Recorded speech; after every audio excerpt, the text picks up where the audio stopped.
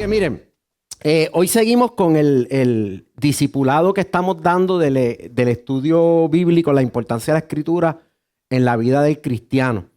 Como llevamos unos días que no tocamos el tema, yo le voy a dar como un recap, un repasito rápido. Por favor, prométanme que me van a decir si me estoy tardando mucho. Me mira José con la cara así, me hace y me llaman la atención, porque de verdad, como ya lo tenemos grabado y está en video, usted lo puede repasar allá, pero no quiero empezar hoy porque hasta a mí me hace falta repasarlo y lo repasé hoy. Así que vamos. Hablamos de que estamos en un mundo con distintas ideas acerca de qué es la Biblia. Cuando usted va, por ejemplo, a los seminarios, y esto lo estoy añadiendo, cuando usted va a los seminarios, los institutos bíblicos, que en un momento dado eran las cunas de los grandes predicadores y de los grandes teólogos de Europa y de Estados Unidos, hay un movimiento que empezó en Alemania y que ha comenzado a hacer un criticismo histórico de la Biblia. Anote esas palabras en su mente, criticismo histórico. Y han llegado al punto de, por ejemplo, buscar teorías para decir que cuando Moisés abrió el mar, Moisés no abrió el mar, que es que hay una época que el mar se convierte en un charquito que tú puedes pasar caminando, pero entonces los egipcios se ahogaron en un charquito. O sea, pues como quiera Dios hizo un milagro, pero entonces el Señor no multiplicó los panes y los peces, fue que hicieron una llamada a Walmart y le hicieron el delivery. O sea, empiezan a buscar todo lo sobrenatural de la Biblia y lo critican de tal manera que le quitan a la Biblia lo sobrenatural. Por ejemplo, otro tema muy reconocido de esta gente es que cuando estaba el profeta en el río y los cuervos le llevaban comida, los cuervos no eran animales, eso era una tribu que se llamaba los cuervos y los cuervos le llevaban comida. Entonces todo lo sobrenatural, esa provisión de Dios de que un animal buscara la comida y se la llevara al profeta para que él tuviera que comer, pues lo van descartando supuestamente con una evidencia histórica, pero contradiciendo el texto bíblico y la intención de los autores bíblicos. Ese criticismo histórico en cierta medida es bueno hasta cierto nivel, porque hay un nivel del criticismo histórico que nos enseñaba a buscar el background, el trasfondo histórico del texto que estamos leyendo. Pero cuando se exaltaron en ese viaje, empezaron a quitarle valor a lo sobrenatural en la Biblia para que encajara con una historia donde Dios no manifiesta poder. Y es una historia humana. Y ahí se han educado muchos predicadores. E incluso yo he escuchado gente que pues, predican en nuestras iglesias, porque lo he escuchado en iglesias en Puerto Rico, que repiten las cosas como el papagayo. No hacen un análisis, quizás lo encontraron interesante porque lo vieron en un canal de internet o de un canal de cable TV. En aquella época debía haber sido cable TV cuando yo lo escuché. Y dicen, pues como eso lo dijo fulano de tal, que es famoso, pues tiene que ser verdad y lo repito. Entonces la próxima predicación, para yo lucirme, me lo saco de la manga y vuelvo a tirar que los cuervos eran una tribu y no eran unos pájaros. O que el mar no era un mar, era un charquito. Así que tenemos que tener cuidado. Vivimos en un mundo que está cuestionando la Biblia. Eso es normal. El mundo no se supone que es amigo de la Biblia. Eso usted tiene que tenerlo claro. El mundo está vendido al pecado, el sistema del mundo. Cuando hago del mundo, hago el sistema del mundo. El gobierno del mundo está bajo los principados y las potestades y las huestes espirituales de maldad, esperando el día del juicio. Mientras ese día llega, la influencia de estos espíritus es anticristiana. Es el espíritu del anticristo que se opone a la verdad y se opone a Dios y se opone a la revelación de Dios que está en la Biblia. Así que usted lo que va a escuchar, mayormente en documentales y en todas estas cosas, es contrario a la palabra del Señor. Negar la palabra del Señor. Yo estoy dando yo doy la clase de fe cristiana, introducción a la fe cristiana en la Intel. La estoy dando ahora en la sección esta de intensivo. Y es bien interesante ver cómo estudiantes que son cristianos no creen en la Biblia. Porque la creen de cierta manera. Y ahí es que tenemos que tener cuidado. ¿Cómo la creemos? Porque tú la puedes creer y confiar en ella y decir, esto es la palabra de Dios. O tú puedes decir, bueno, esta es la Biblia, esto es un libro, tiene cosas bonitas, cosas interesantes, habla del amor, de la compasión, del amor al prójimo, pero yo no, la cosmovisión mía, mi manera de ver el mundo, de cómo yo interpreto el mundo, es más científica. Y yo no creo que Dios esto. Y yo no creo que Dios lo otro. Y yo no creo que lo otro. Entonces, el propósito de la Biblia, que era revelarnos a Dios, pues aunque soy cristiano y voy a la iglesia o voy a la misa o leo la Biblia de vez en cuando, me la leyeron cuando chiquito, ya la Biblia no tiene el mismo valor que tenía en otras generaciones, porque se ha como corroído ese fundamento en la gente. Podemos cuestionar la palabra, podemos cuestionar la verdad de la palabra, podemos cuestionar la revelación de la palabra, podemos tomar de la palabra lo que nos convenga y lo que no nos convenga, no lo tenemos que tomar. Eso es un libro más. Entonces, ese pensamiento de que es un libro más, tenemos que tener cuidado y vacunarnos contra eso en nuestras vidas. Porque ciertamente, aunque es un libro, de muchos libros, porque ustedes saben que la Biblia es una colección de libros, aunque es un libro de muchos libros, no es un libro más. No es Don Quijote, no es un libro de Star Wars, A New Hope, no es un libro de Frank Herbert, de Doom Chronicles, los 6 libros de Doom, no es un libro de Manuel García Márquez, no es un libro, no es La Llamarada, o sea, no es cualquier libro. Es un libro que tiene una revelación en su historia. Esa relación de Dios con la gente que va narrándose en la Biblia va trayendo una revelación de quién es Dios. Y conocemos a Dios a través de lo que hace con y por su pueblo. ¿Ok? ¿Estamos hasta ahí? Pues se cuestiona entonces la inspiración de la divina de la Escritura y se cuestiona la palabra de Dios como una guía. Ya también, por ejemplo, tenemos un señor que yo creo que ya él murió, pero a mí me gusta mucho como autor. Me voy a poner bien profesor ahora de filosofía. A mí me gusta mucho como autor. Se llama el señor Isaac Asimov. Él escribió libros como I, Robot. Y I, Robot es un libro de ciencia ficción. Y en ese libro él redacta las 5 leyes de la robótica. ¿Y usted sabe qué? La gente que hoy trabaja con robots utiliza las 5 leyes de la robótica de Isaac Asimov para crear los algoritmos que gobiernan la mente del robot, del procesamiento del robot. Por ejemplo, hay una regla que dice que un robot no puede hacerle daño a un ser humano.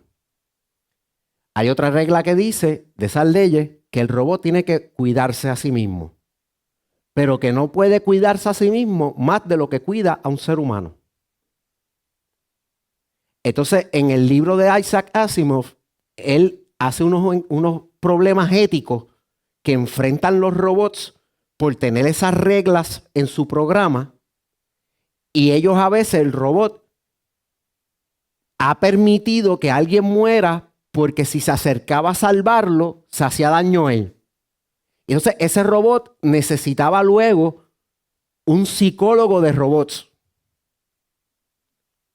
¿Sí? Entonces, el psicólogo de robots iba a ayudarlo a resolver la crisis ética y el trauma que por su programación sufrió al tener que decir, yo no me puedo acercar a ese fuego porque me destruyo, pero quiero salvar a mi humano. Pero no puedo hacer las dos cosas a la vez. Y decidió que el humano muriera.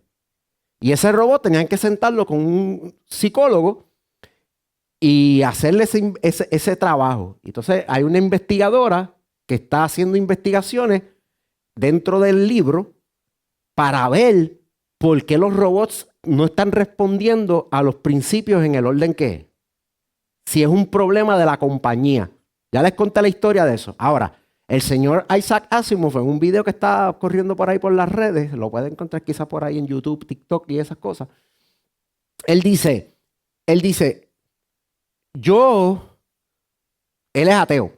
Él dice, yo no necesito una religión que me diga que hay un Dios, un cielo o un infierno para yo comportarme éticamente.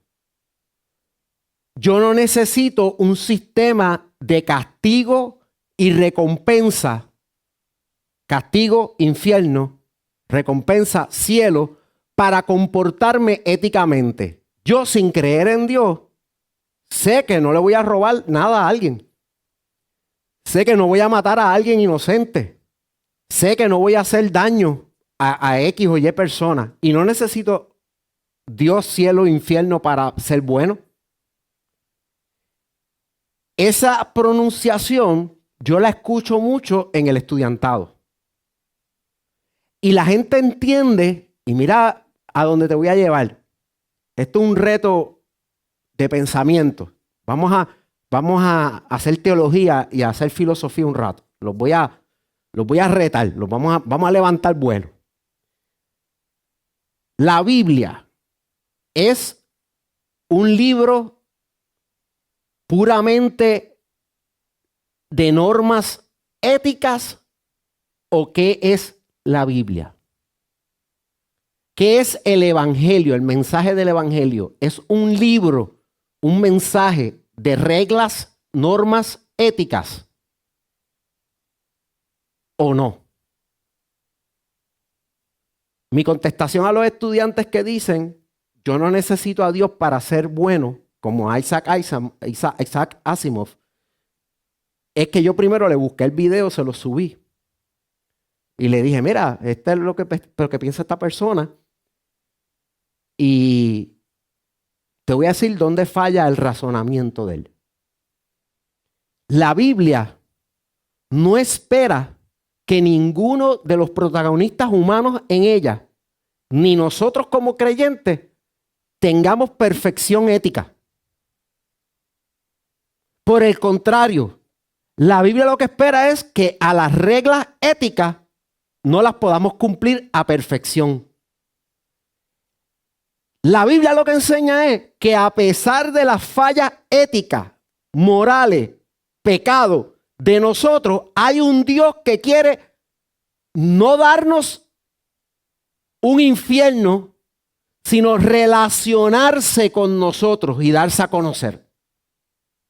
El mensaje del Evangelio es el Dios que quiere darse a conocer a pesar de que sabe que tu ética no va a ser perfecta. El Dios que se hizo hombre para, como hombre, ser perfecto éticamente y la justicia de Él regalártela a ti para tú siendo imperfecto, pecador, pudiera ser visto delante de Él como justo, santo y bueno para Él poderse relacionar y tener comunión contigo. Así que nosotros no necesitamos el Evangelio realmente para decirnos cómo comportarnos. Nosotros necesitamos el Evangelio para podernos relacionar con Dios. En Juan 17:3, Jesús está orando y Jesús dice que la vida eterna es conocer al Padre y a Cristo a quien Él envió. O sea, cuando el Evangelio nos da la vida eterna, lo que nos está regalando es el conocimiento de Papá Dios, del Padre y de Jesús, el Cristo que Él envió. En eso consiste la vida eterna. Habían dos árboles en el jardín del Edén. El árbol de la ciencia del conocimiento del bien y del mal y el árbol de la vida. Y el árbol de la vida lo que nos enseña es a mantenernos en relación y en comunión con Dios. Conocer a Dios. Y conocer a Dios lleva una eternidad porque no hay quien lo conozca en 1000 años completo. Así que cuando nos dicen vida eterna, nos están dando una relación que nos lleva a conocerlo a Él. A pesar de que comimos del conocimiento de la ciencia del bien y del mal. Así que la Biblia no es un libro de reglas y mandamientos éticos. Sí tiene unos mandamientos, sí invita a que uno se comporte de cierta manera, pero la revelación de la historia, la más importante, no es que nosotros solamente entendamos qué es bueno y qué es malo y tratemos de hacer lo bueno y no lo malo. La revelación más importante es que Dios, a pesar de que nosotros nos quedamos cortos y nunca podemos llegar a ser perfectos, en términos de ética, de moral, de no pecar, de ser santo, Él nos ama tanto que hizo todo lo imposible posible para relacionarse con nosotros y estar junto con nosotros. Y eso empezó desde el mismo jardín del Edén. En el jardín del Edén, Adán y Eva están avergonzados por el pecado, escondidos. Y el Señor desciende a compartir con ellos y a buscarlos. ¿Y dónde ustedes están? Ven acá afuera. ¿Por qué estás escondido?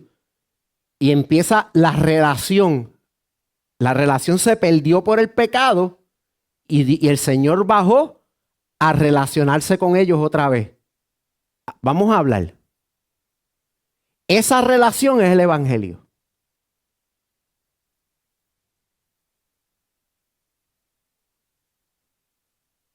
La buena noticia es que nos podemos volver a relacionar con el Padre a pesar de. Amén. Así que sí, hay un valor ético en la Biblia, pero la Biblia no es el libro que la gente necesita para ser moralmente perfecto. Mire lo que estoy diciendo. La Biblia no es el libro que la gente necesita para ser moralmente perfecto. Es más, la Biblia no espera eso de la gente. La Biblia es el libro para que la gente moralmente imperfecta pueda volver a tener relación con su Padre, con Dios a través de Jesucristo. Ya. Uh-huh.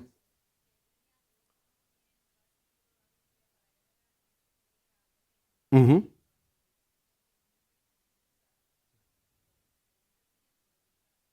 Sí, él había cumplido todos los mandamientos desde pequeño, él habían enseñado todos los mandamientos, él cumplía todos los mandamientos y el Señor le dijo, pues vende lo que tienes.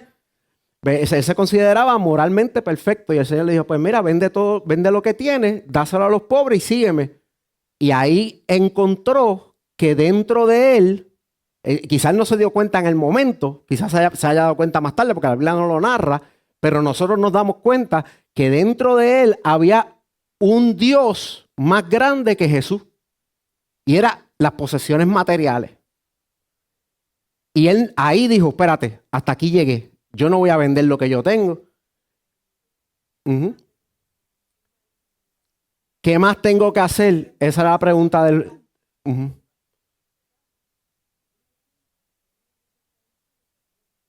Uh-huh.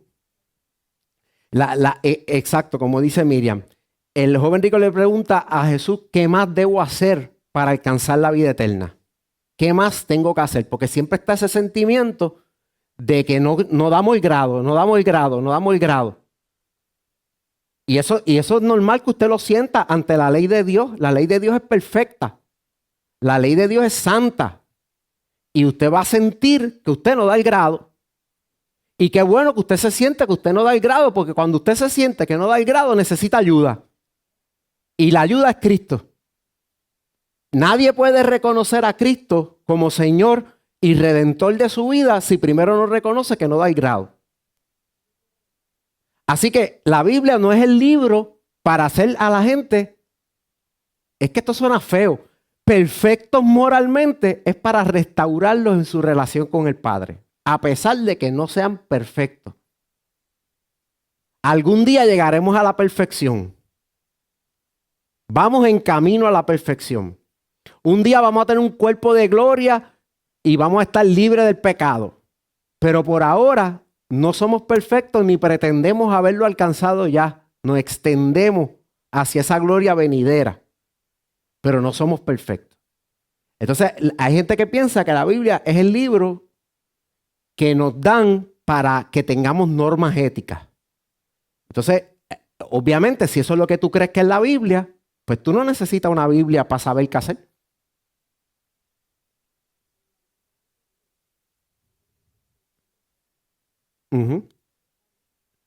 No informa. Pero tú no necesitas la Biblia para saber lo que tienes que hacer. Hay culturas que no tienen la Biblia y matar a una persona de la tribu es malo. Y robarle la comida a otro es malo. Y no leen Biblia. Entonces, si es así, Isaac Asimov tiene razón. Hay gente que puede comportarse bien, pero Isaac Asimov nunca se habrá tirado una mentirita para salirse de un problema. ¿Ah? Pues ahí pecó. Y ahí se separó de papá. Y ahí necesita el evangelio. No para ser perfecto moralmente, sino para que la sangre de Cristo lo limpie para reconciliarlo con el Padre. Por eso es que Pablo decía, yo os ruego como si Jesucristo mismo rogara a través de mí, reconciliaos con Él, reconciliaos con el Señor. Porque el evangelio es un proceso de reconciliación, de amistad. Y Dios nos ama tanto que a pesar de que sabe que somos imperfectos, se quiere relacionar con nosotros. Eso es gracia. ¿Ok? Lo otro es legalismo y ley.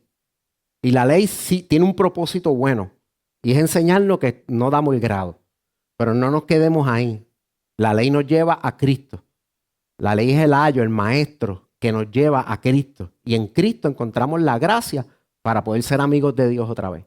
Por eso Jesús, después de 3 años de caminar con los discípulos, de discípulos los nombró apóstoles. Y ahora la gente se cree que el título más grande que tú puedes tener es ser apóstol. Y Jesús, después de apóstoles, les dio el título más grande. Ya no los llamaré siervos, los llamaré amigos. Ese es el título más grande que tú puedes tener. Tú puedes tener un título aquí de grande que diga apóstol, profeta, evangelista, pastor y maestro. Jaime Galván. Y puesto en la pared y puesto en los rótulos. Pero si no soy amigo de papá, no estoy conociendo la vida eterna. No tengo la vida eterna. Porque la vida eterna es conocer a papá y a Jesús, el que él envió. Amén. Así que la Biblia es un libro de reconciliación. Esa es la historia principal de la Biblia. Y la leemos y la estudiamos para aprender cómo es Dios, quién es Dios y cómo Él se va a reconciliar con nosotros, cómo Él quiere reconciliarse con nosotros y que nosotros tengamos una buena relación con Él. ¿Ok? Así que por ahí vamos. Esto ya lo habíamos tocado. Déjame ver si cambia la página.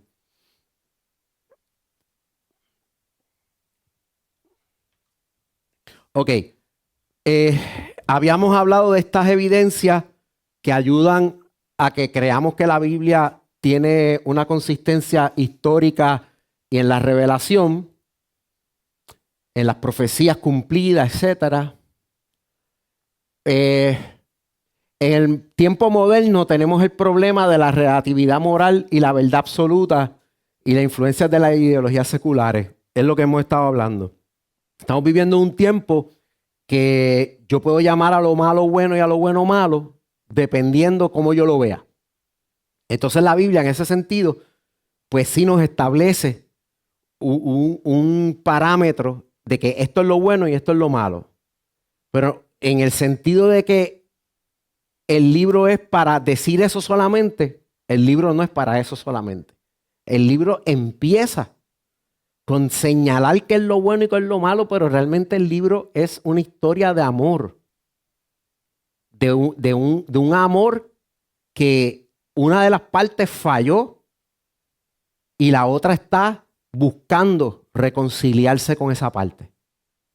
Es un romance, es un libro romántico, es un enamoramiento. Dios está enamorado de nosotros, Él nos ama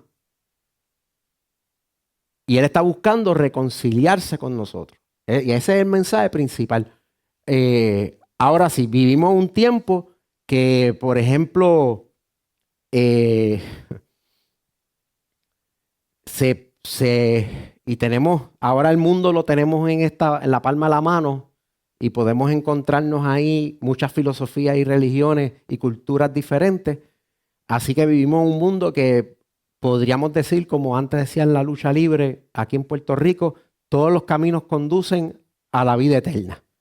Cuando en realidad Jesús dijo, yo soy el camino, la verdad y la vida. Y nadie viene al Padre si no es por mí.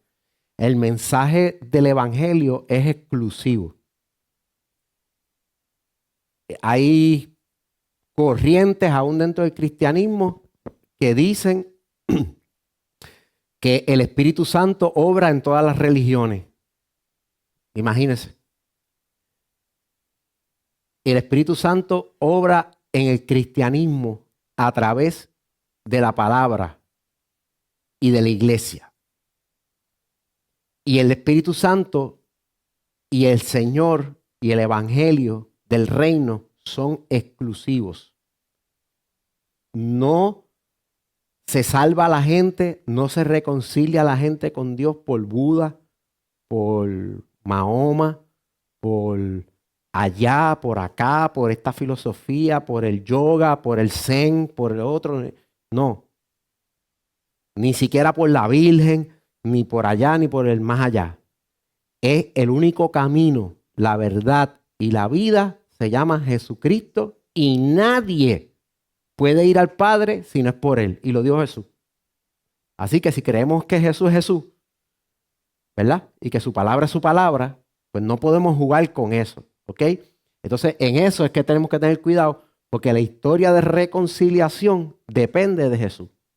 Jesús es el centro de ese proceso de reconciliación. Es el puente, el único camino. No hay otro camino al Padre de reconciliación que no sea Jesús. No podemos ser reconciliados con Dios por otro camino. Entonces, en eso hay que tener cuidado porque hay una relatividad ahora, ¿verdad? Y pues todo es bueno y no queremos ofender a nadie. Porque si decimos algo que es politically incorrect, alguien sale ofendido y no queremos ofender a nadie. Y realmente, pues, yo creo que ya en esta sociedad nos sobra el estar de acuerdo por politically correct y tenemos que empezar a aprender a estar en desacuerdo con respeto y amor. Un buen ejemplo es Pablo en Atenas en Hechos 17. Pablo en Atenas reconoce la idolatría de Atenas, lo llevan un grupo de filósofos, dos grupos de filósofos lo llevan al Areópago, a él a que le explique qué es lo que él está predicando, porque entendían que era algo nuevo, que era medio confuso eso de la resurrección y de Jesús y un nuevo Dios. Y Pablo usa uno de los altares que había por allí que tenía una inscripción que decía el Dios no conocido. Decía, mira, a ese Dios que ustedes no conocen es el que yo les vengo a predicar. Le dice, yo he notado que ustedes son bien religiosos porque tienen un montón de altares por aquí. O sea, Pablo, aunque su mensaje es exclusivo, porque no todos los caminos conducen, puede dialogar con gente de otras filosofías y creencias idólatras para traerlos al camino. Pero allí no hubo mucho movimiento. Así que la teoría es que nosotros no podemos tampoco encerrarnos no voy a hablar con nadie, no tenemos que tener miedo de ofender. Lo que tenemos es que tener respeto, amor y seguir creyendo y predicando lo que creemos. Porque al igual que el otro tiene derecho de creer en lo que cree, aunque nosotros entendemos que eso esté equivocado, nosotros tenemos derecho de creer lo que creemos y tenemos la libertad de expresión que el otro tiene. Pero el mundo nos está haciendo sentir a la iglesia que los malos somos nosotros y que somos los que ofendemos a los demás. ¿Ok? Miren, para dar un ejemplo, la inauguración de las Olimpiadas, que el video hasta lo quitaron de YouTube en menos de horas, lo tuvieron que quitar de YouTube porque millones de personas en el mundo entero, 2.4 millones de personas son cristianos y se sintieron ofendidos cuando hicieron la última cena con la gente vestida trans, los trans. Pero mira el relativismo, mira el relativismo. Ah, pero es que nosotros no estábamos haciendo la Santa Cena. No era la Santa Cena. Esa era la fiesta de Dionisio, que es otra pintura. Ah, la fiesta de Dionisio. Sí, el dios es azul que cuando abrieron la bandeja así de comida, que estaba y cantó, que pintado de azul, que parecía Papá Pitufo. Ah, pues ese era Dionisio. Ah, pues mira qué bueno, la fiesta de Dionisio es un bacanal. Y un bacanal era una orgía de bebidas, droga y sexo. Y tenían una menor allí. Ah, pues ya no se acabó el problema. Gracias por la explicación.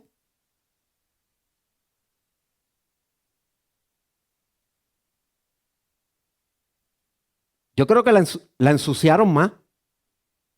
Cuando explicaron eso, lo ensuciaron más. Porque entonces sí, la menor estaba en un bacanal, en una fiesta de Dionisio, que, era que se caracterizaban por orgías sexuales.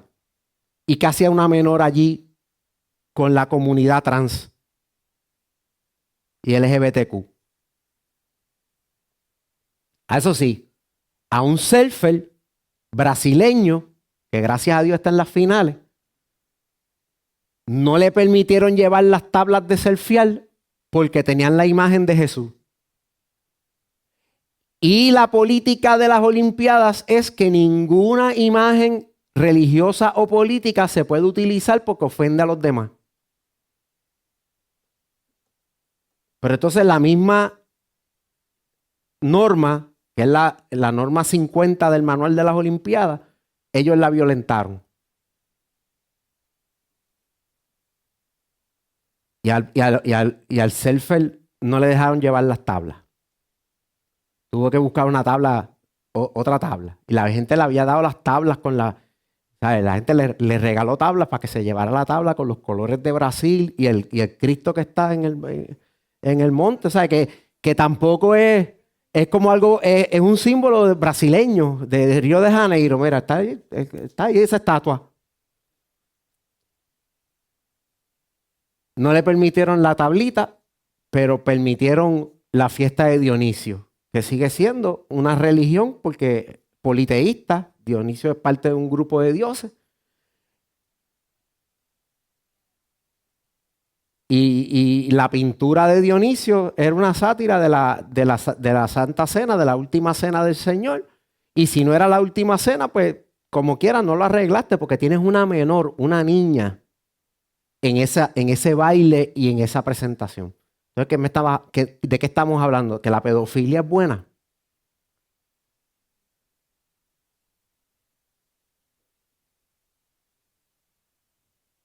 Pero eso, cuando la gente lo vio, pusieron el grito en el cielo y auspiciadores grandes de las Olimpiadas quitaron el auspicio, quitaron los anuncios y se echaron para atrás. Fue tan fuerte que tuvieron que quitar el video. Ya el video lo desaparecieron del internet. Lo que usted ve es lo que alguien pudo grabar cuando lo estaba viendo. Pero el video en sí, bloqueado. por copyrights. Así que si tú publicas un video de eso y dices que es eso, posiblemente YouTube te llama y te dice que ese video tiene derecho de autor y que tú no lo puedes publicar. Sigo. Ese es el mundo que vivimos y la Biblia no cambia. Pues miren, la aplicación práctica de las escrituras en la vida diaria, estudio y meditación. Vamos a Josué. Por favor, José, ahora que me vas a ayudar tú. Vamos a Josué. Josué 1:8, por favor.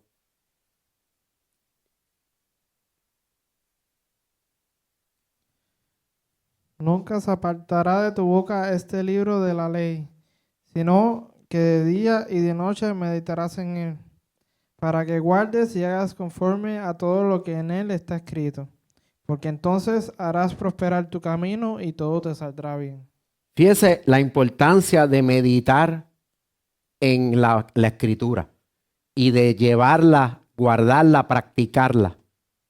El Señor está comprometido con que el que medita y practica la escritura, las cosas le van a salir bien y va a prosperar. Pero tiene que ser parte de nuestra vida, no algo que escogemos cuándo lo usamos y cuándo no lo usamos. Y para algunas cosas, pues sí, y para otras, no. Léelo otra vez con calma para volverlo a repasar, por favor. Nunca se apartará de tu boca este libro de la ley, O sea, no se apartará de tu boca, vas a hablar de él. Sigue. sino que de día y de noche meditarás en él. Él guarda en completa paz a aquellos cuyos pensamientos en él perseveran. Tú tienes que perseverar pensando en la palabra. Muchas veces las ansiedades, los temores y muchas otras situaciones emocionales nos agobian porque dejamos de pensar en la palabra y en las promesas de Dios y empezamos a pensar en otras cosas. Sí. Para que guardes y hagas conforme a todo lo que en él está escrito. Hay que hacer lo que está escrito. Uno tiene que hacer lo que está escrito. ¿Y qué pasa si lo hace? Porque entonces harás prosperar tu camino y todo te saldrá bien. Hay prosperidad y las cosas se salen bien cuando tú haces lo que está escrito. Ahí Dios tiene un pacto, una promesa de que si te ve esforzándote para cumplir la palabra y siendo valiente para cumplir la palabra, Él te va a prosperar y Él te va a ayudar.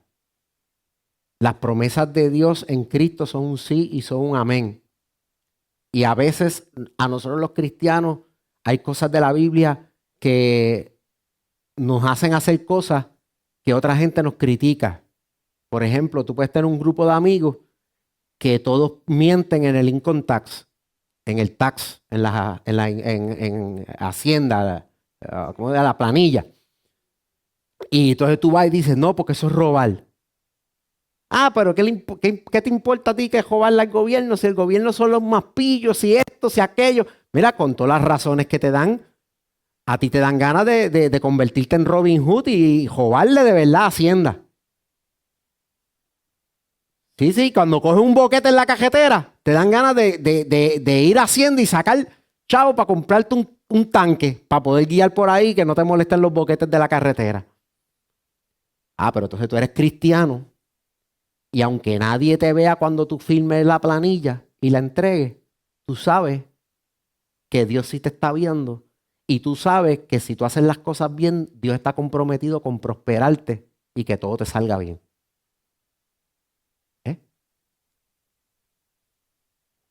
Y ahí te mueves en obediencia. Salmo 1, 2 al 3. Tengo a José en training de maestro, ya mismo lo soltamos por ahí. Está leyendo Biblia, pero eso parece que no es nada, pero tú verás. Sino que en la ley de Jehová está su delicia, Uh-huh, y en su ley medita de día y de noche. uh-huh. Será como árbol plantado junto a corrientes de aguas, que da su fruto en su tiempo y su hoja no cae.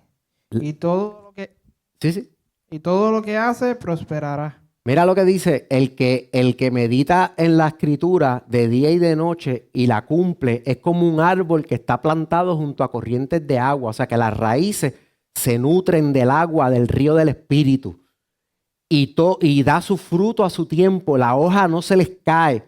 Puede haber sequía, pero como está plantado junto a las corrientes de agua, puede estar en un desierto, pero como está al lado del río, meditar en la palabra de día y de noche nos acerca al río. Es como si las raíces tuyas se estuvieran extendiendo al río del Espíritu y se nutre de eso. Puede haber sequedad alrededor tuyo. Puede haber un desierto alrededor tuyo. Y tú vas a prosperar. Tú vas a ser bendecido.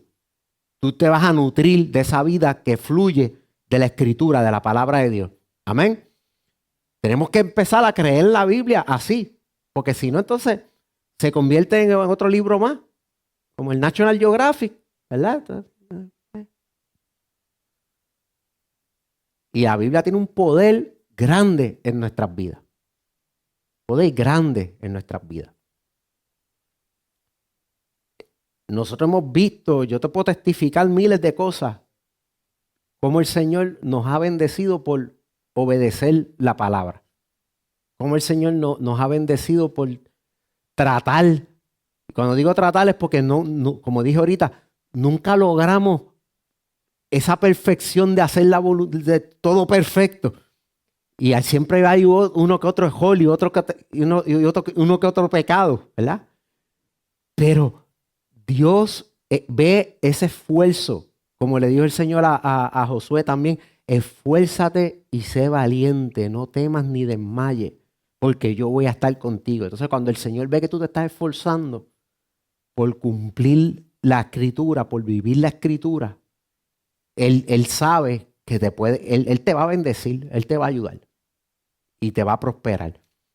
Así que todos los que tienen aquí proyectos de vida, sea el que sea, usted tiene que extender sus raíces al río del Espíritu para que usted prospere y dé fruto a su tiempo y tu hoja no se caiga.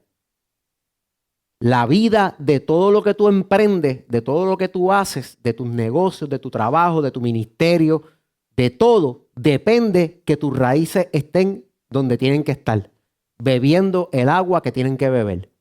Amén. Lo va a ver en todo. Usted va a ver que todo prospera cuando usted está en el río. También le digo, el río del Espíritu no es un río normal. Es un río espiritual. Y a veces el río se mueve de sitio. Y uno como árbol tiene que ser como los árboles de Lord of the Rings. ¿Te acuerdas que eran los árboles que caminaban? Que el autor de Lord of the Rings es cristiano. Entonces, tiene un sentido. En ocasiones, yo tengo que ser como ese árbol. Yo siento que la corriente del agua se movió. Y yo no me voy a quedar aquí. Ay, mira, se fue el río. No, yo lo que hago es que como Groot, I'm Groot. Y camino para el río otra vez. Meditando en la palabra, buscando la voluntad de Dios. Y me vuelvo a meter en el río. Y vuelvo a meter las raíces cerca del río. Para que me sigan nutriendo. Porque el río del Espíritu nos guía. Entonces a veces se mueve. Y cuando el río se mueve, el árbol tiene que decir, vamos a movernos al ladito del río otra vez. Y ahí te estás dejando guiar por el río. Y hay épocas en tu vida que te toca hacer un ministerio, por ejemplo. Y ahí estás plantado y el ministerio está floreciente. Y de repente el río se mueve y te toca hacer otra cosa. Pues hay gente que se aferra a este ministerio. Y entonces, si te aferras a este ministerio, en vez de moverte a lo otro que Dios tenía para ti, porque es una nueva temporada, pues aquí te empieza a secar, empiezas a dejar de dar fruto, la hoja se te cae, porque te tenías que mover acá donde está el río para seguir dando fruto. Y a veces nos aferramos tanto que no prosperamos, porque nos quedamos en la zona de que ya conocemos.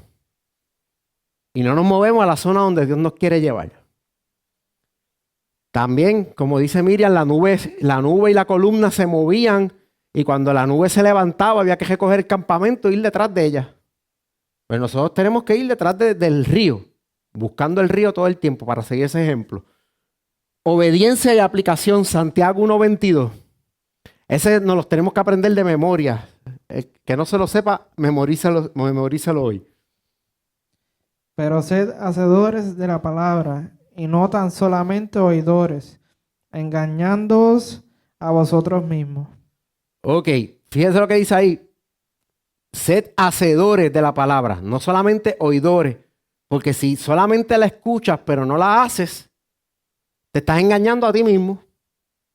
O sea, si usted viene a la iglesia a escuchar la palabra y el resto de la semana hace lo que le salga la gana, se está engañando a sí mismo. Estamos perdiendo el tiempo. Venimos a aprender la palabra para practicarla, para ponerla por obra. Allá hablaron de que tenemos que predicar el evangelio en el trabajo, en la universidad, en la escuela, en los vecinos. Pues vaya y hágalo. La palabra dice que no hagas esto, que hagas esto, que vaya y hágalo.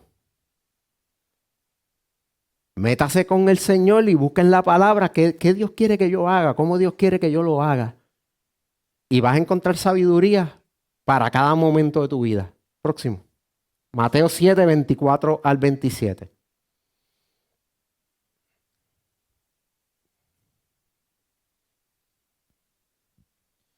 Cualquiera pues que me oye estas palabras y las hace, le compararé a un hombre prudente que edificó su casa sobre la roca. Descendió lluvia, y vinieron ríos y soplaron vientos, y golpearon contra aquella casa, y no cayó porque estaba fundada sobre la roca. Pero cualquiera que me oye estas palabras y no las hace, le compararé a un hombre insensato que edificó su casa sobre la arena. Y descendió lluvia, y vinieron ríos, y soplaron vientos, y dieron con ímpetu contra aquella casa, y cayó, y fue grande su ruina. Pues miren, cuando hay esa parábola, hay dos tipos de personas en esa parábola. Están los que escuchan la palabra del Señor, la entienden y la ponen por obra, y los que escuchan la palabra pero no la ponen por obra, ni la entienden.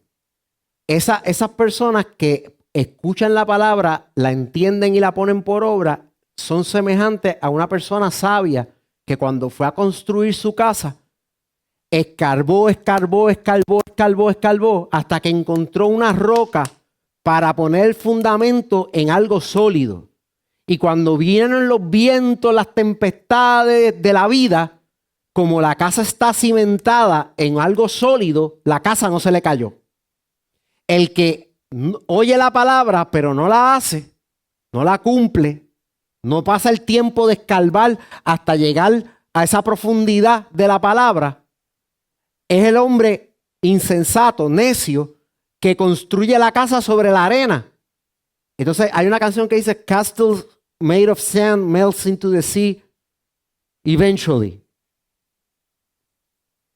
Los castillos que usted construye sobre la arena se van, el mar se los lleva, la ola se lo lleva. Usted pasa un tremendo castillo, pero la ola se lo va a llevar cuando suba la marea.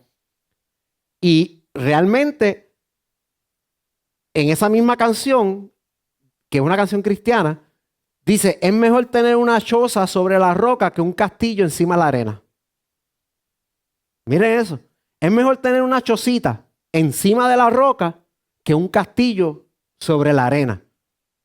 Porque la arena son las filosofías del mundo, las cosas que no tienen el fundamento, el compromiso de Dios, la solidez de Dios.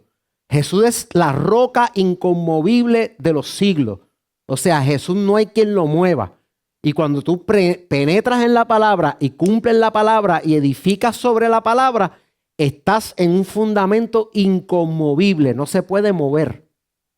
Es sólido lo que estás construyendo. Y van a venir vientos, van a venir tempestades, van a venir inundaciones, van a venir ríos, van a venir situaciones en la vida que van a querer coger lo que tú estás edificando, que tanto valor le damos, Es como cuando tú dices, yo voy a construir mi casa, voy a comprar mi casa, y tú la estás preparando y todo eso. Va a venir cosas que van a atacar tu matrimonio, que van a atacar tus empresas, que van a atacar tus trabajos, que van a atacar tu calidad de vida, tu salud. Pero si estás sobre la roca, estás firme. En el mundo es imposible que no tengamos aflicción, pero tenemos que tener confianza de que el Señor venció al mundo. Pero para tener la misma victoria que Él y ser más que vencedores, tenemos que estar bien arraigados en la palabra. La palabra no es cualquier cosa. Las palabras del Señor, que habló por su espíritu a los profetas, que habló por su espíritu a los apóstoles, que habló por el espíritu a través de Jesucristo mismo, el Hijo. Esas palabras del Señor son espíritu y son vida. Es una espada más cortante que toda espada de dos filos que penetra hasta el alma y discierne las intenciones y los pensamientos del corazón y separa lo que es del espíritu que lo que es de la carne. Es como una lluvia temprana y tardía que prospera aquello por lo cual es enviada. Es un martillo que quebranta la peña. Es fuego que consume. El pecado, lo malo, es luz. Es un montón de cosas la palabra. Si usted se pone a estudiar qué dice la palabra de ella misma, metafóricamente hablando, es un montón de cosas que representan bendición para nosotros. Pero tenemos que cogerla bien en serio. A mí, como maestro de la palabra, una de las cosas que más me inquieta es que muchas veces la gente en la iglesia no estudia la palabra. Y hubo gente que dio su vida para traducir la Biblia del latín al inglés, al español. Se derramó sangre para que usted tenga una Biblia en español que usted pueda leer. Ay, pastor, yo no sé leer. Pues vamos a montar un grupo de tutores que te enseñen a leer. Ay, pastor, yo no sé leer. Pues mira, hay aplicaciones del celular que tú puedes escuchar la Biblia.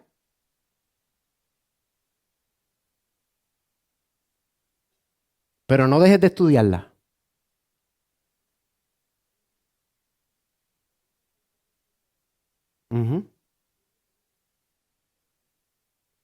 Miriam nos dice, lo repito porque como no tenemos micrófono, Miriam nos dice que los misioneros que están traduciendo las Biblias a distintos dialectos y lenguajes se tardan como 20 años en traducir la Biblia. Para que esa gente en ese pueblo entienda.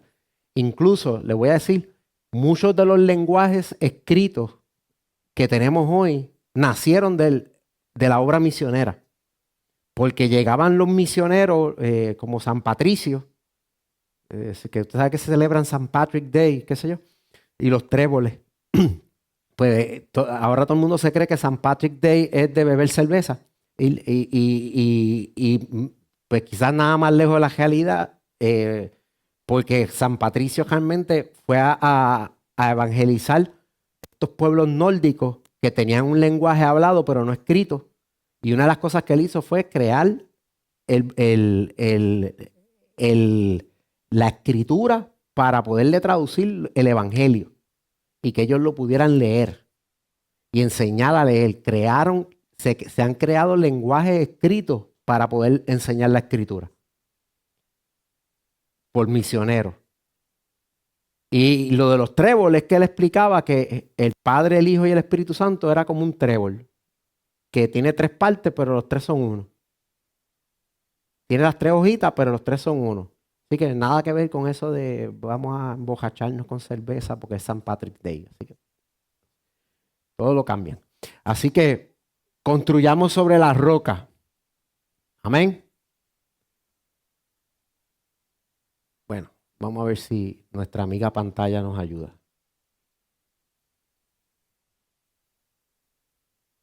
Sí, porque no hemos acabado. Ok, aquí está. Ahora. Hay distintas perspectivas sobre la verdad de las escrituras en el siglo XXI. O sea, estamos en el siglo XXI ahora. Está el literalismo bíblico y fundamentalismo. El literalismo bíblico no es lo mismo decir esto es literal en la Biblia que decir literalismo.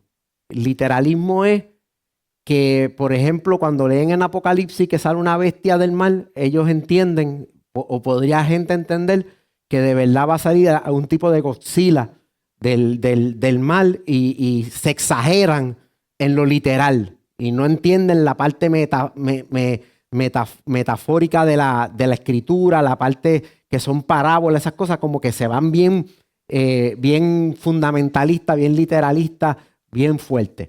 Está el evangelicalismo y el neoevangelicalismo, que cuando a veces a mí me preguntan, ¿tu iglesia es evangélica? Entonces yo tengo que rascarme la cabeza porque el que sabe un poquito de historia de la iglesia, pues las iglesias evangélicas hoy por hoy no creen en el hablar en lengua, no creen en la sanidad de los enfermos, no creen en la liberación de demonios, no creen en la profecía y son iglesias frías. Son iglesias que son de siglos, ¿verdad? Son las mainline evangelical churches in the United States of America, pero no tienen ese movimiento carismático. Entonces, ¿cómo es tu iglesia? ¿Tu iglesia es evangélica? Yo, evangelizamos.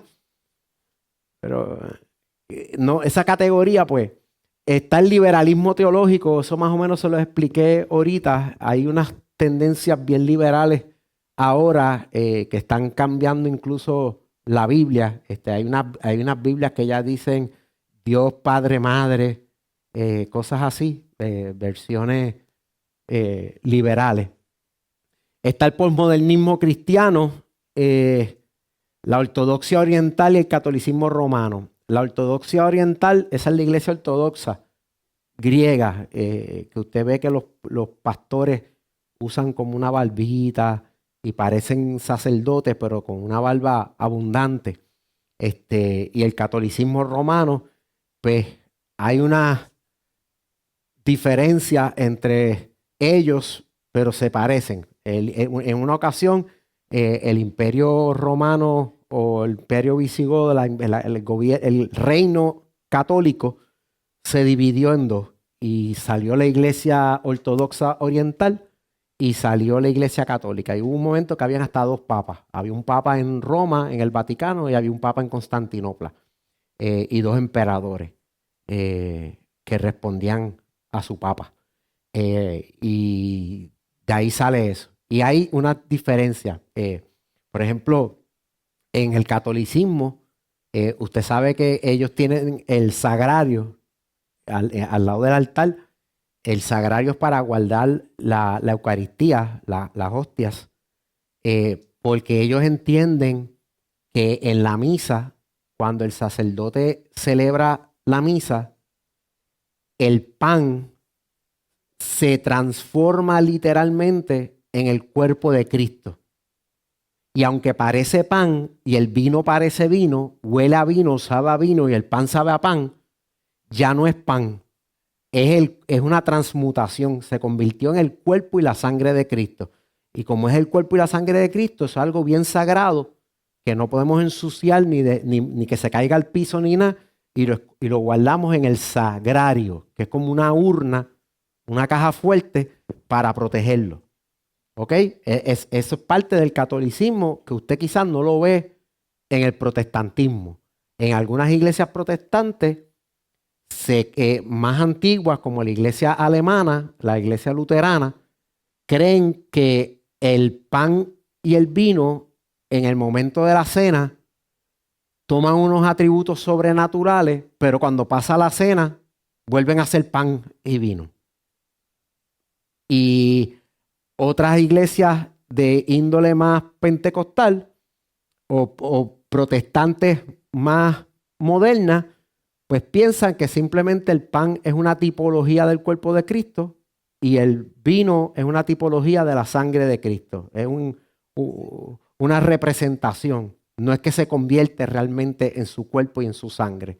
Y se hace O sea que hay distintas perspectivas.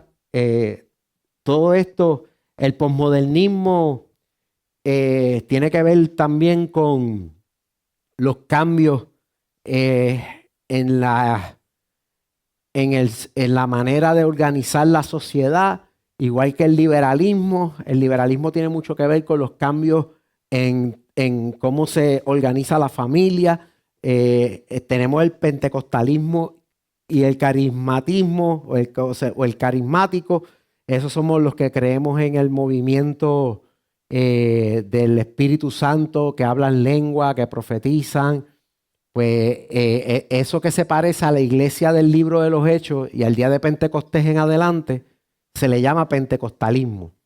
Ahora, dentro de eso que es pentecostalismo, hay unas denominaciones pentecostales que entonces tienen distintas variedades, pero hay unas denominaciones que, por ejemplo, las mujeres no pueden usar pantalones, no pueden usar pantalla, no pueden cortarse la pollina, no pueden pintarse el pelo, no pueden ponerse maquillaje, porque en algún momento dado, los pastores de esas denominaciones determinaron que eso era pecado y la iglesia se quedó con eso. No se pueden afeitar las piernas, casi siempre todo es contra la mujer. Porque el hombre pues no tiene... O sea, bueno, el hombre si no tiene corbata no predica y no puede tener bigote y barba porque eso no es de Dios, aunque Jesús tenía barba y Aarón también. Y el aceite bajaba por las barbas. Pues entonces en esa intensidad de pentecostalismo, aún cosas que están en la Biblia como que el aceite baja por las barbas de Aarón, pues que habla que Aarón tenía barba y que Jesús podía tener barba o qué sé yo, pues la barba es pecado. Entonces yo podría ir a una iglesia pentecostal de esta índole y me invitaron a predicar y yo llego y me dicen, pastor, lo lamentamos mucho, pero no va a poder predicar hoy porque usted vino sin corbata y tiene barba. Nosotros vimos una foto en Facebook que usted estaba pelado. Y ahora tiene barba y eso no es de Dios, mi hermano. Entonces, como ellos tienen esa doctrina tan fuerte, pues no es característico de la denominación, pues ellos por orgullo más que nada, aunque tú les demuestres lo contrario, se mantienen firmes en eso. Yo me acuerdo que una vez yo tuve una conversación con un pastor pentecostal que decía que la danza era pecado, porque eso de estar bailando en la iglesia era pecado. Y yo le dije, oiga, yo le voy a decir algo, a la verdad que Dios es bien malo. Y le salía así. Yo pensé que él me iba a dar cuando yo le dije eso, porque me miró bien serio. Él iba guiando y yo iba sentado al lado y me miró, pero bien serio, pero bien serio. Y yo le dije, pues yo le dije serio así, pero con mucho sarcasmo. Le dije, a la verdad que Dios es bien malo. Mano, ¿y por qué usted dice eso? Yo, pues porque la Biblia dice que Él cambió nuestro lamento en baile. Así que si Él cambió nuestro lamento en baile, válame, de lamento a pecado. O sea, lo que dice la Biblia de que Dios no tienta a nadie, ni hace que nadie haga lo malo, es embuste porque me cambió el lamento en baile.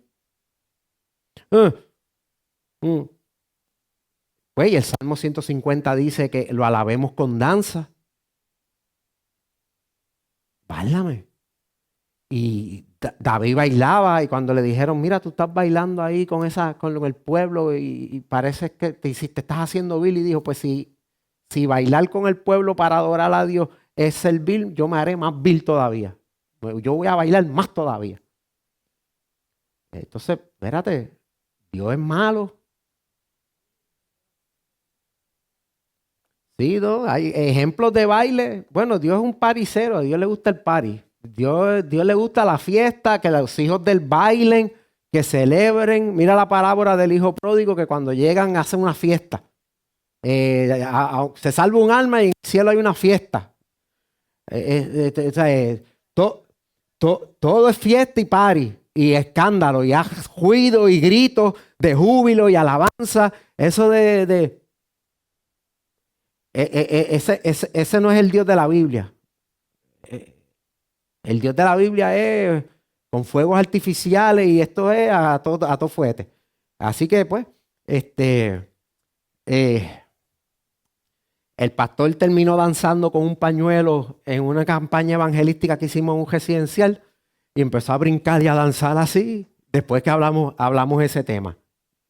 Gloria a Dios, la palabra y el sarcasmo profético mío rompieron una barrera religiosa y después hasta pusieron un ministerio de danza en la iglesia, con sus trajecitos de danza bien bonitos. Así que pues esas son las cosas que hacemos los apóstoles maestros, pero tenga cuidado que le puede costar una pedra. Ok, la teología de la liberación la comenzaron en Centroamérica y Suramérica. Tiene mucho que ver con los monjes jesuitas, los sacerdotes jesuitas, y es una teología que dice, nosotros como cristianos no podemos estar en una sociedad donde la gente está oprimida y no hacer nada. Así que si tenemos que apoyar una guerrilla y meternos en algo político, lo vamos a hacer porque la gente oprimida tenemos la responsabilidad de liberarlo. Por eso se llama teología de la liberación. Y en muchos países adoptó un olor peculiar a marxismo y socialismo. Porque como el marxismo y el socialismo era la filosofía económica y la doctrina de liberarse del proletariado y que el empleado, la clase media, los pobres, no tuvieran que vivir en esas condiciones mientras los ricos se hacían más ricos, pues en la teología de la liberación adoptó mucho del socialismo. Y lamentablemente fomentó muchos países, regímenes comunistas, y ayudaron a que se instalaran regímenes comunistas en el mundo. Así que hay que tener cuidado. Sí, Latinoamérica, eso fue el experimento social de la teología de la liberación. Latinoamérica. Así que con eso, pues tenemos que ver, porque no es que el cristiano no debe tener una opinión política, la puedes tener. No es que no votes, puedes votar. No es que no comentes algo de política, puedes. No es que no trates de defender la gente que está en opresión, debes defenderlo. Pero hay que tener cuidado que sea a la manera de Jesús y del reino. ¿Ves? Ahora mismo, por ejemplo, Venezuela, está Maduro está predicando bien chévere. Últimamente vi un video que Maduro está predicando que él es como Goliat, que él tiene la onda y nadie lo va a vencer. Así que se profetizó en contra, porque primero Goliat no tenía onda y segundo le cortaron la cabeza. Pero él está con la Biblia, él con la Biblia en la mano. Yo soy Goliat y tengo la onda, a mí nadie me va a vencer. Y todo el mundo como que, guárdame. Pero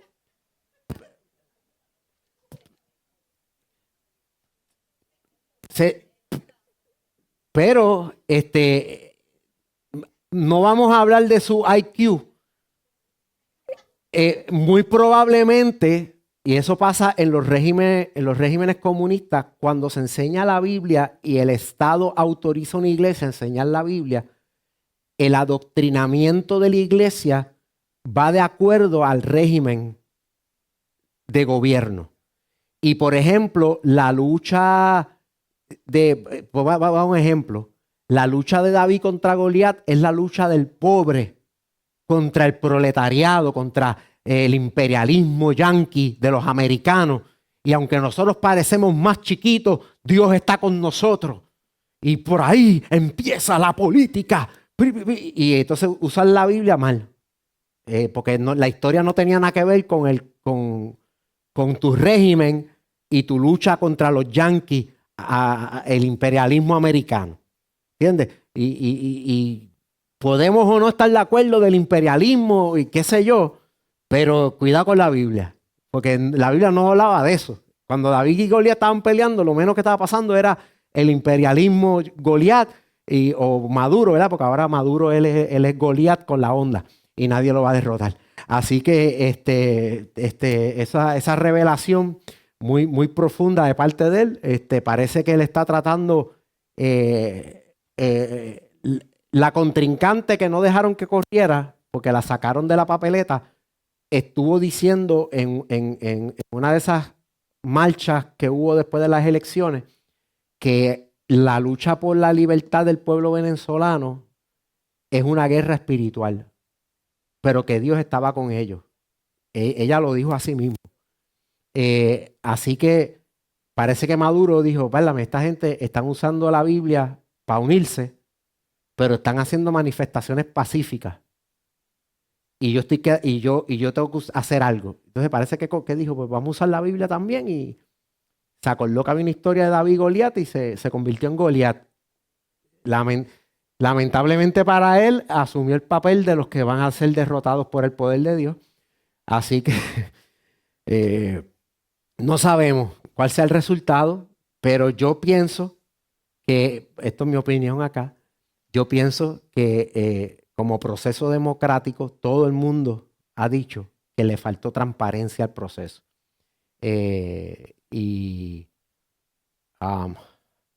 Hubo fotos de un empleado de lo que sería la Comisión Estatal de Elecciones, y esa foto es real, que ellos se tomaron una foto así trabajando y todas las pantallas de los televisores tienen al contrincante de Maduro, a Edmundo González, ganando como por 70-80% en todos los charts, en todos los televisores. Cuando yo vi esa foto, yo dije, a ese tipo, por tomarse esa foto, lo van a buscar para matarlo. Cojo la familia, me escondo y me voy de Venezuela. Lamentablemente, lo dije hoy en la Intel, hablando con unos compañeros, y a las 6 de la tarde, uno de los compañeros me envía el video de la esposa grabando cuando arrestaron al señor y se lo llevaron por haber publicado esa foto. ¿Ves? Ahora Maduro quiere quitar hasta WhatsApp porque la gente está hablando por WhatsApp disparate. O sea, que él perdió y no ganó. Así que lo bueno, y esto es lo último que digo de Maduro, prometido. Lo bueno que tiene Maduro es que Hugo Chávez lo visita en forma de pajarito y le cuenta lo que tiene que hacer. Así que yo espero que en estos días tengan una conversación seria con Hugo Chávez y podamos resolver el problema. Así que nada, ese es el dictador de Venezuela. Así que, como hablé, hay distintas hipótesis, ¿verdad? Está la crítica textual, que hablé, la crítica histórica, que la hablé ahorita. La crítica textual es que critican el texto. Resultado de la crítica textual, la Biblia textual, tremenda Biblia, porque va a los textos hebreos, arameo, griego, lo compara con los textos en español, hace una crítica textual, y lo que no estaba en los textos antiguos lo quitaron, y lo que estaba de una manera media extraña lo arreglaron, porque las traducciones que vienen de la Vulgata Latina, que fue la Biblia de la Edad Media, tenían cambios hechos por los monjes, ciertos cambios. Los cambios no eran tan significativos como para cambiar la doctrina de la salvación y de Jesús y etcétera, pero sí podían afectar. Por ejemplo, hay un cambio que dice que los demonios no salen si no es con ayuno y oración, y en los textos antiguos en griego solamente Jesús dice que es por la falta de fe. O sea, que no habla del ayuno y la oración para que este género salga. Ese versículo se añadió en la Edad Media por algún monje, que ellos, una de las cosas que se dedicaban a hacer en la Edad Media era dilucidar cuántos ángeles se podían parar en la punta de un alfiler. Sí, en serio. Así que ese tipo de cosas, pues, eran, pues, la hipótesis documentaria. Esto es como buscar que la Biblia hacen como una teoría documental para contar la historia de la Biblia, pero dejando como que lo sobrenatural afuera. La crítica histórica, Habla, por ejemplo, también del Jesús histórico, y el Jesús histórico era un ser humano normal, no era Dios hecho hombre. La mitología comparada habla de cómo la historia de Jesús se compara a la historia de otros héroes mitológicos y como que en cierta medida se parece en algunos aspectos. Uno de los principales escritores de eso es alguien que yo también admiro mucho porque a mí me gusta la filosofía y esas cosas. Se llama Joseph Campbell. Y Joseph Campbell es un antropólogo que su expertise es la mitología comparada, las religiones comparadas. Y él encontró un tema, como quien dice, un tema que todas las mitologías tienen. Y en la historia de Jesús aparece ese tema que hace a Jesús un héroe en la historia. Pero de ahí a que la historia de Jesús es un mito, pues hay que ver. Porque Jesús tuvo mucha gente que lo vio. Y gente, incluso, uno de los testimonios más grandes que tenemos de que Jesús sí murió y resucitó es el testimonio de Pablo. Porque Pablo, siendo perseguidor de la iglesia, matando cristianos, tuvo un encuentro con Jesús resucitado y se convirtió en perseguido cuando era perseguidor. Se convirtió en cristiano después de ese encuentro y empezó a defender lo que él perseguía. Y para mí, que es uno de los testimonios más poderosos que hay. Hay un libro que se llama La evidencia de Jesús, que hay una película también. Leo me estaba hablando de ella el martes cuando estábamos grabando los programas que van a salir próximos.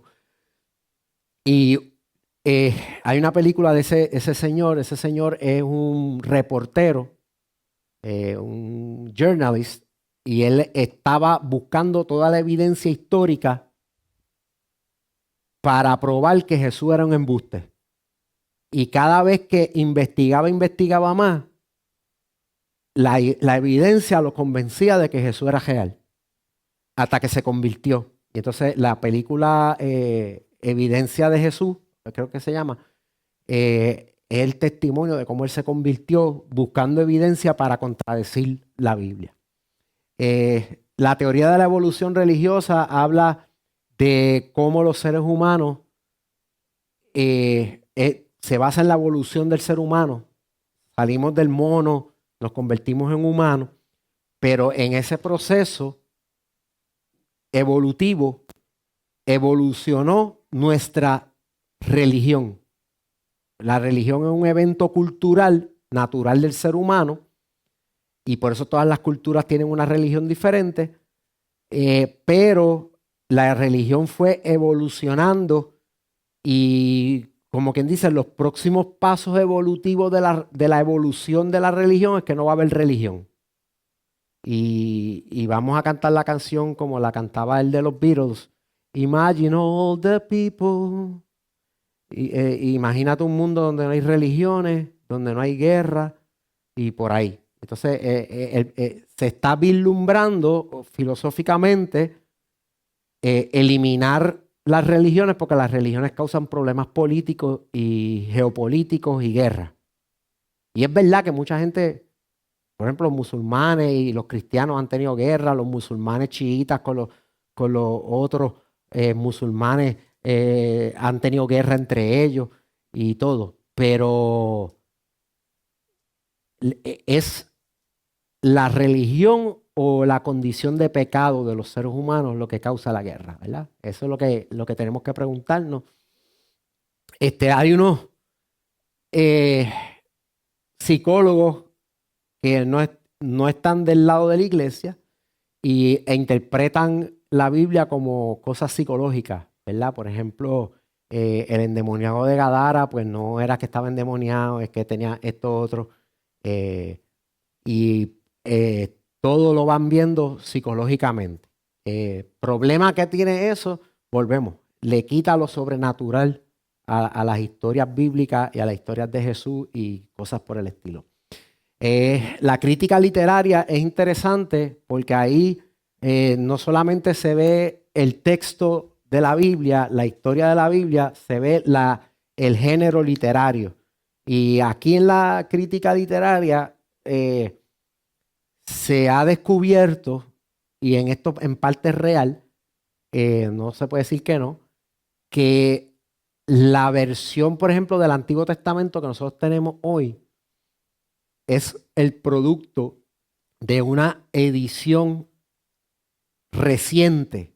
Cuando digo reciente, estoy hablando del tiempo de Nehemías, del Antiguo Testamento, que no es el Antiguo Testamento de Moisés.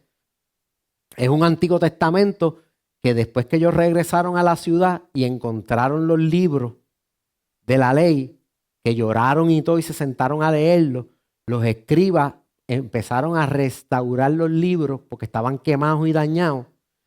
Y esa nueva versión del Antiguo Testamento, que incluye los textos que ellos encontraron y el relleno de lo que en la historia oral se acordaban que decía el libro. Y que por ejemplo, esa es una de las cosas que el criticismo literario habla. A veces es medio controversial porque uno piensa, este autor fue el que escribió el libro y lo tiene ya como que ahí bien serio, y entonces vienen esta gente y te dicen, por unos estilos literarios no parece que ese autor es el que escribió el mismo libro, que qué sé yo qué. Por ejemplo, esta gente dice que Segunda de Pedro y Primera de Pedro no la escribió el mismo Pedro.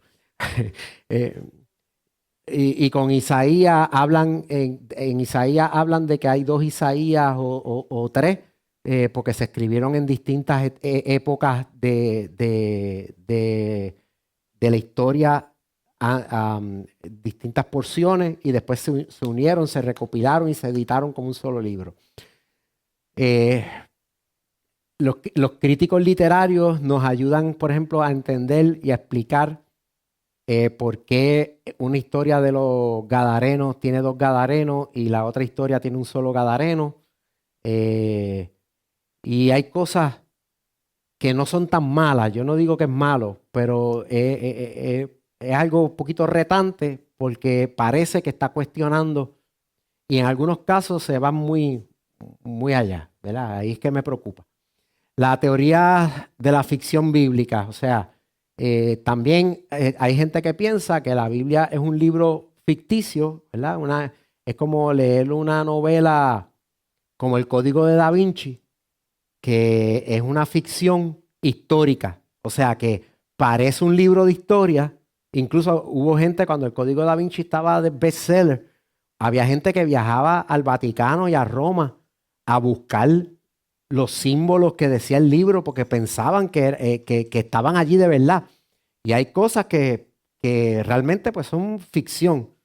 Entonces, esa ficción, hay gente que piensa que la Biblia es como una ficción, es como un libro que se escribió con el propósito de educar al pueblo, a veces hasta de manipular al pueblo con la ficción histórica, que es que, ajá, y por ahí con esas historias, la ficción histórica, pues se trata de menospreciar el contenido de la Biblia. Yo creo que la Biblia tiene un contenido histórico válido. Como dije en un par de slides atrás en la otra clase, la Biblia ha sido un libro que los arqueólogos han utilizado para encontrar lugares que existen y existieron. Así que hay un valor histórico, pero en esa historia se revela a Dios a través de la relación con el pueblo de Israel, en Jesús y en la relación con la iglesia. Así que es interesante para mí, porque hay cumplimiento profético también en esas profecías a través de la historia. Por ejemplo, las profecías de Daniel se cumplen siglos adelante según va pasando la historia. Los imperios, según Daniel los vio, van surgiendo y cayendo en el orden que Daniel los vio.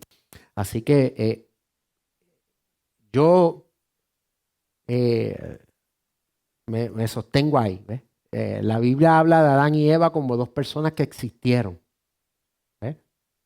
Yo con eso no quito que tengo y cierto sentido de que Génesis 3 es un escrito apocalíptico, porque tiene como un saborcito al género apocalíptico, pero no quito que Adán y Eva existieron.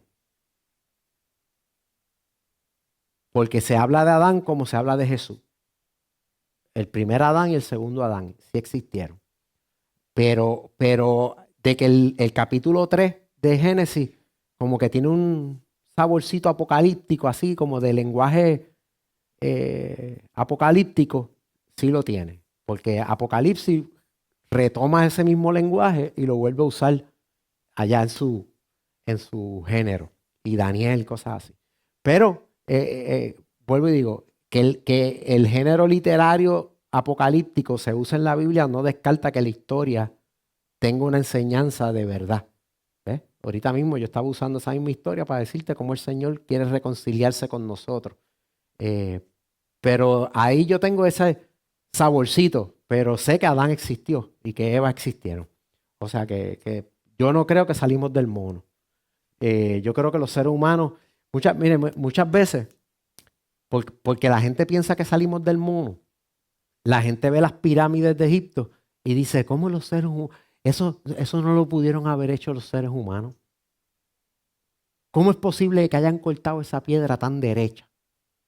Pues mire, yo he visto videos de gente en Egipto y en Arabia que son expertos en coger una piedra y le empiezan a dar así con un martillo y un cortafrío.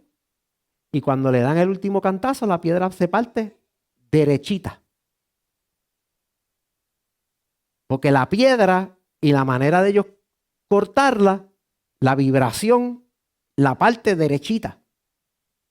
Pues si yo puedo ver eso en un video, lo pudieron haber hecho hace miles de años atrás, porque el ser humano nunca fue bruto. Nosotros no éramos brutos y nos hicimos inteligentes, nosotros fuimos creados inteligentes. Es más, éramos más inteligentes al principio que ahora. En un AGB, ¿entiendes? Éramos más, estábamos más conectados con la sabiduría de Dios y con la inteligencia del cielo. ¿Verdad? Adán se paró y le puso nombre a todos los animales. Tú sabes, hay que tener inteligencia. Y yo no, pues ahí lo dejo, vamos. Acabamos. Dame si es verdad. Sí. Muy bien. Ok, pues nada. Resumen, conclusión, para terminar.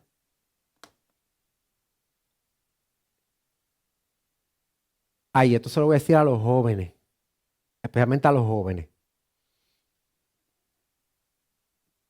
como yo, Miriam y Yajaira, como yo, Miriam y Yajaira. Yo te escuché ya. Les voy a decir algo. Yo sé que es retante en el mundo que ustedes viven ver la Biblia como el libro inspirado por Dios, que es la palabra de Dios, una guía. Es retante. Yo quisiera poderlos convencer de lo importante que es la Biblia en la vida de ustedes. Pero yo creo, y es mi oración, que el Espíritu Santo los convenza de lo importante que es la Biblia en la vida de ustedes. Pero yo les puedo testificar y garantizar a todos los que estamos aquí y los que nos van a ver por el video, que escudriñar las Escrituras, estudiarlas, meditar en ellas y practicarlas, cambia vidas. Cambia vida. Cambia vidas. Yo era uno que en mi agnosticismo, que yo creía que Dios existía, pero no había manera de conocerlo, porque era como si una hormiga quisiera conocerme a mí. Así yo lo veía. Yo veía, como una hormiga me va a conocer a mí. Mi lenguaje es muy evolucionado para el lenguaje de la hormiga. No nos entendemos. Yo no soy Ant-Man. Hoy estoy con los muñequitos pegados. Eso significa que ahorita voy a ver algo para entretenerme. Yo espero que haya algo nuevo en televisión.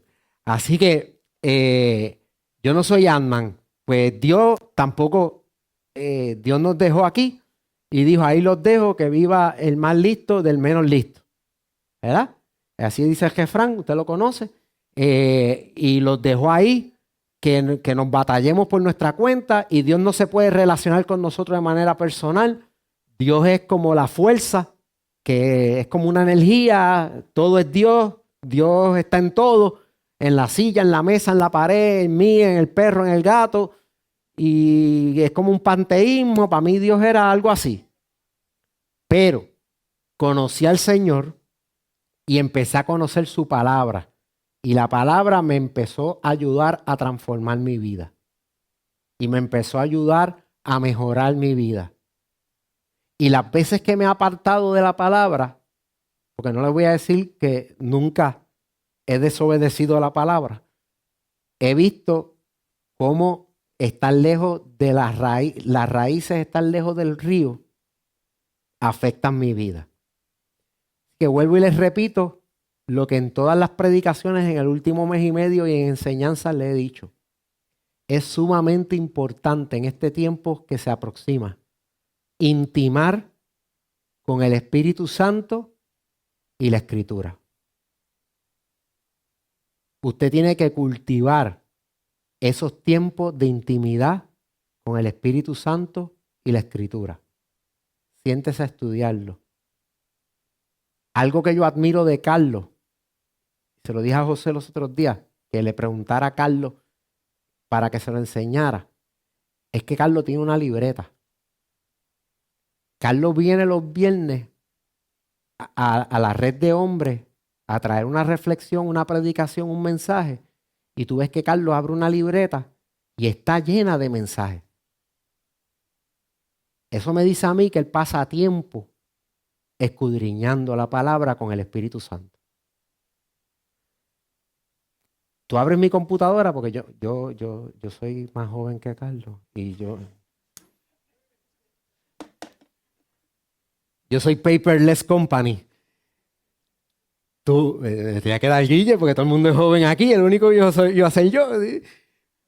Pues tú abres mi computadora y tú ves montones de estudios que yo hago, los escribo, a veces los guardo, los dejo ahí, pero están ahí, están en la nube, están guardados.